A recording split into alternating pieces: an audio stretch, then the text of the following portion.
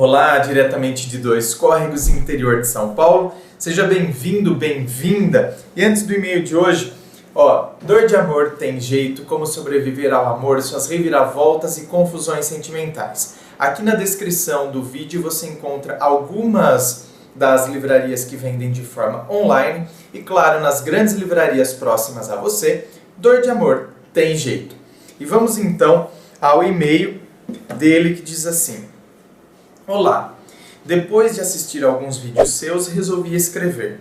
Me chamo tal, não vou falar a profissão dele, moro em Goiânia.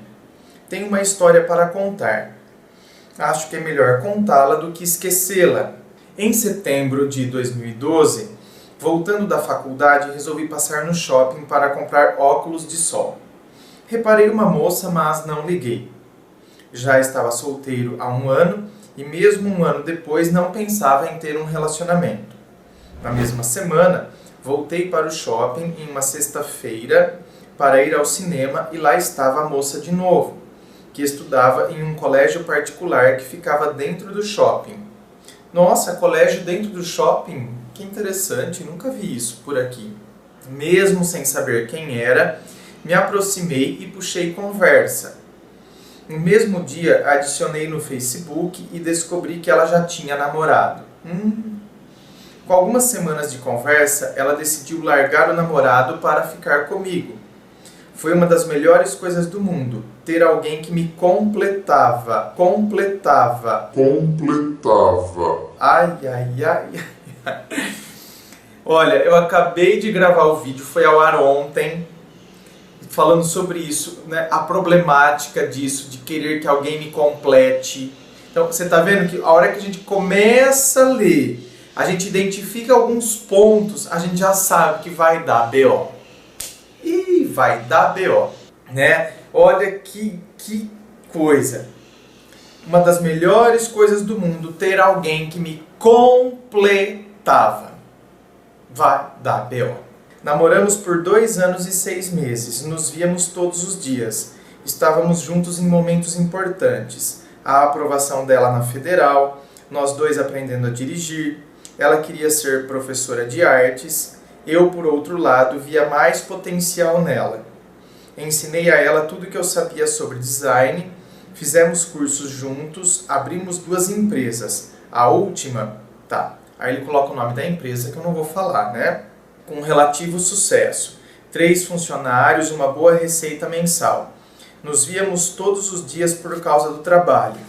Ela se batizou na minha igreja e ficamos ainda mais juntos. Claro, nada era perfeito. Brigávamos com frequência. Às vezes ela me agredia, o que não era muito legal. Viajamos juntos e depois de muito tempo decidimos nos casar. Mas havia um problema. Ela não queria trabalhar. Dizia que não era necessário, que os pais dela bancavam ela. Brigávamos por isso. Eu sempre explicava que trabalho não era só uma forma de ganhar dinheiro, mas de desenvolver talentos.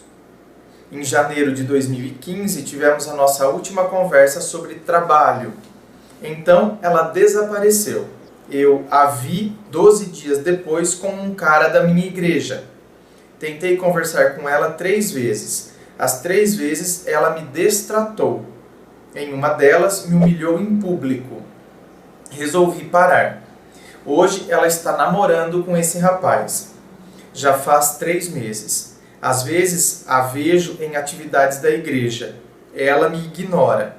Me bloqueou no WhatsApp e Facebook. Lembra dos planos, do tempo, do noivado. Isso que eu digo, né? Gente, aqui eu não sou contra religião nenhuma. Eu não tenho religião. Acredito num ser superior, mas eu não me vinculo a nenhuma religião. Mas por isso que eu digo que, às vezes, quantos são os e-mails de pessoas que dizem assim: então, porque ela é uma moça de igreja, porque isso não sei o quê. Tá vendo? Ela deu toco em você com alguém da igreja.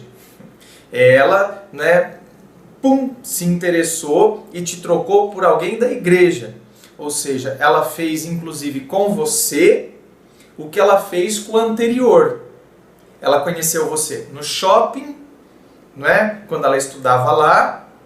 Aí então vocês começaram a conversar e aí simplesmente ela descartou o namorado dela para ficar com você, que ela tinha conhecido lá. Agora ela fez dentro da igreja, com o cara que ela frequenta a igreja que você também frequenta, ela fez, né, com você, ficou com ele e fez com você o que antes ela fez com o outro para ficar com você. Entendeu, né? Por isso que esse negócio de, porque é de igreja, é isso e aquilo, como se isso credenciasse ou tornasse a pessoa melhor ou pior. Então, não torna nem melhor e nem pior.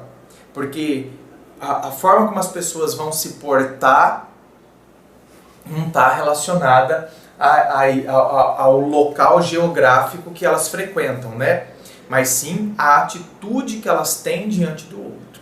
Então isso é fundamental, de fundamental importância, termos essas distinções.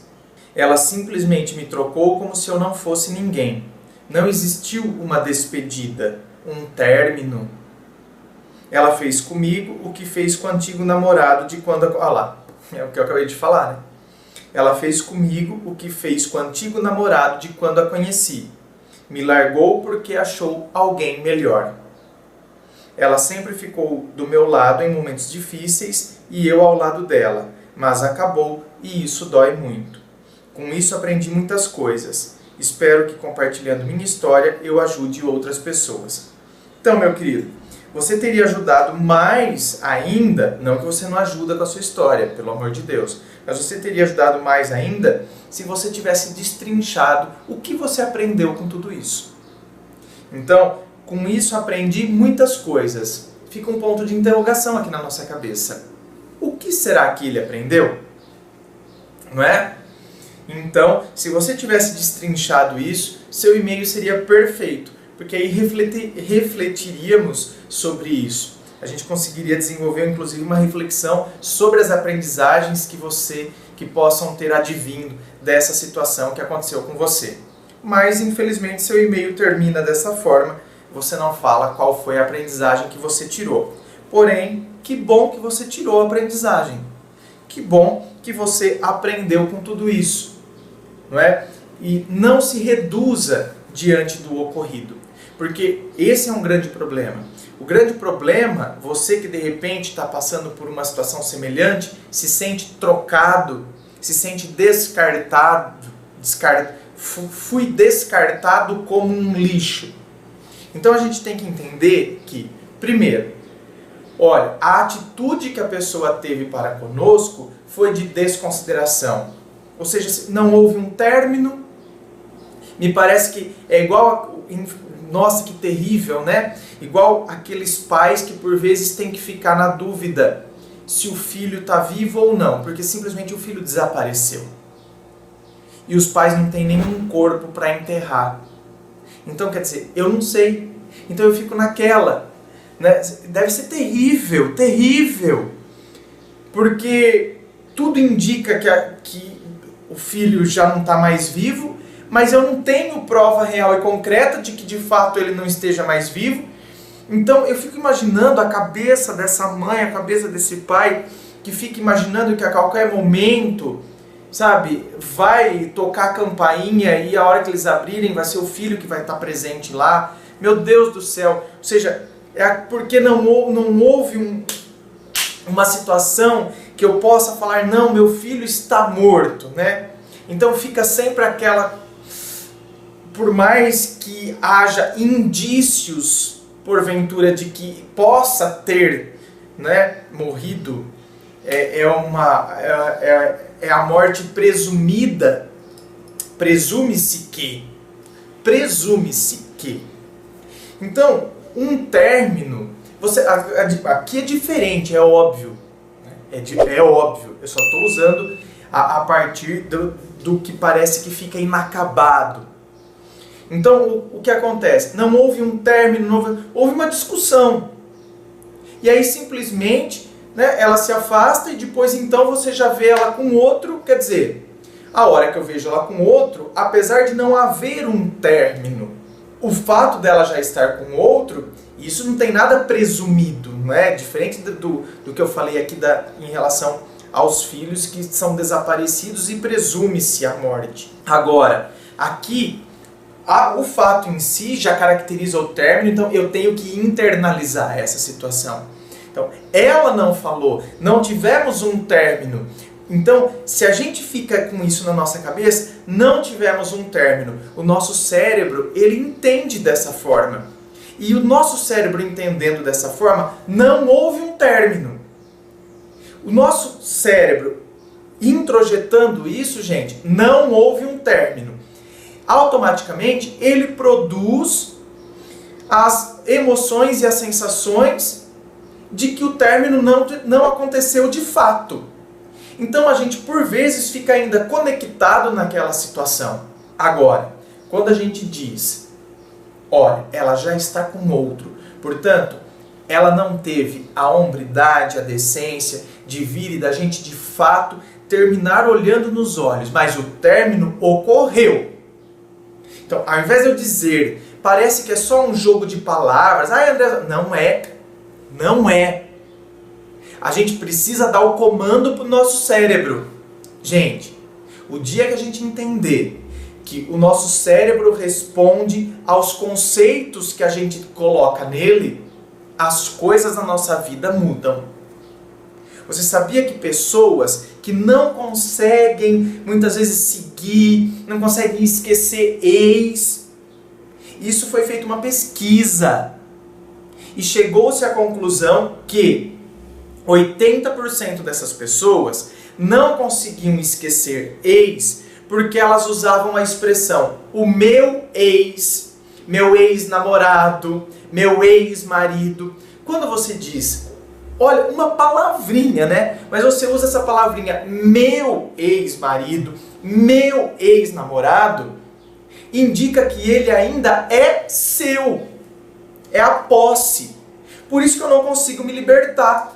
Quando a gente muda isso, quando a gente diz assim, por exemplo, né, o fulano de tal que eu namorei, ao invés de eu dizer meu ex, quando a gente vai se referir à pessoa, a gente diz, por exemplo, o fulano de tal que eu namorei. Pum, o nosso cérebro já começa a entender. O término de fato ocorreu. Ele terminou comigo. Ela, né? Ou ela. Entendeu? A fulana que eu namorei. Não é mais minha namorada. Não é minha ex. Não, não é. Eu namorei. É passado. Não namoro mais. Tivemos uma história juntos. Não temos mais. Então, parece que é só uma questão conceitual, mas a gente não entende que o nosso cérebro, ele trabalha com conceitos, e a partir dos conceitos é que a gente tem o desenrolar das nossas ações. Então, quando a gente começa a mudar isso nos auxilia e muito. Então, quando eu vejo que ela está com outro já, então, André, mas ela deveria ter falado, ninguém está falando que não. Que não deveria ter tido uma atitude decente, de ter tido uma conversa. Porém, quando eu vejo essa atitude já é o término. Então eu entendo que o término de fato ocorreu a partir disso. E eu paro de reproduzir. Não houve um término. Houve, lógico que houve. Óbvio que houve. Não houve uma atitude decente dela, mas o término ocorreu. O que não ocorreu foi uma atitude decente, mas o término ocorreu. É aí que então a gente começa a entender, é aí que então a gente começa a ter uma nova postura e a gente se permite seguir. E a gente se permite encerrar aquela situação, encerrar aquele ciclo, pôr um ponto final, e aí a gente começa, né, se permitir dar início a um novo parágrafo na nossa história e na nossa vida. Você pode ter certeza que esse tipo de atitude, esse tipo de ação, esse tipo de interpretação faz toda a diferença. Parece bobagem, mas não é. Dê um like, fico aguardando, tá? O seu like se você gostou. Inscreva-se Fico aguardando a sua inscrição. Me acompanhe nas redes sociais, Instagram, Facebook. Aguardo você lá. Muito obrigado, beijo no coração e, é claro, um forte abraço.